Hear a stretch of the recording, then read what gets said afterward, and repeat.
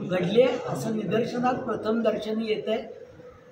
आम्ही त्या शिक्षकाला लगेचच बडतर्फ केलेलं आहे। त्याला कुठल्याही प्रकारचा पाठिंबा किंवा त्याला पाठीशी घातलं जाणार नाही। त्याच्यावर कठोरात कठोर कारवाई होईल आणि त्या शिक्षकांनी आणखी कुठच्या विद्यार्थिनीला त्रास दिलाय का किंवा त्यानं पुढचं गैरवर्तन केलंय का याची सुद्धा सखोल चौकशी केली जाईल। इथे प्रत्येक विद्यार्थ्याला संरक्षण देणं हे संस्थेचं शाळेचं कर्तव्य आहे आणि त्यामध्ये आम्ही कुठचीही कचुराई करणार नाही। आम्ही याचं लगेचच दखल घेऊन त्याला बडतर्फ केलेलं आहे आणि त्याच्यावर कारवाई करत आहोत।